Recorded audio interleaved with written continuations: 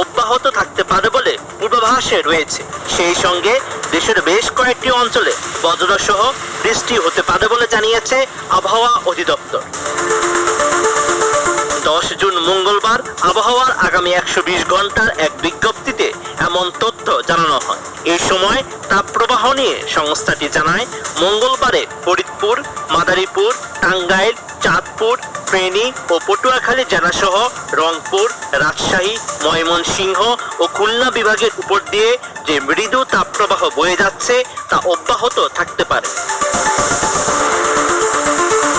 ওই বিজ্ঞপ্তিতে আরো বলা হয়েছে, মৌসুমী বায়ু বর্তমানে বাংলাদেশের উপর কম সক্রিয়।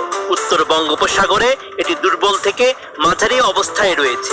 এই পরিস্থিতিতে চট্টগ্রাম ও সিলেট বিভাগের কিছু কিছু জায়গায় এবং ময়মনসিংহ, ঢাকা, খুলনা ও বরিশাল বিভাগের 2-1 জায়গায় অস্থায়ীভাবে দমকা হাওয়া সহ হালকা থেকে মাঝারি ধরনের বৃষ্টি বা বজ্রসহ বৃষ্টি হতে পারে।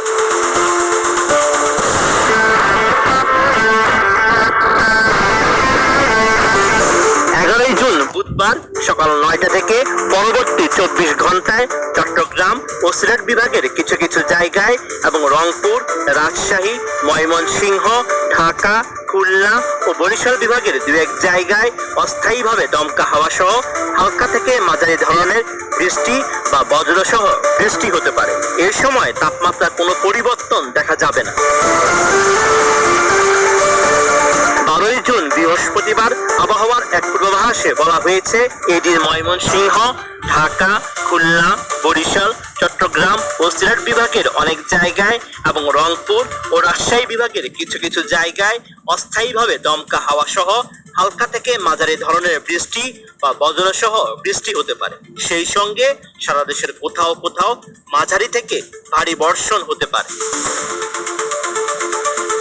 এছাড়া 13 ও 14 জুনের আবহাওয়ার এক বিজ্ঞপ্তিতে বলা হয়েছে, রংপুর, ময়মনসিংহ, ঢাকা, বরিশাল, চট্টগ্রাম ও সিলেট বিভাগের অনেক জায়গায় এবং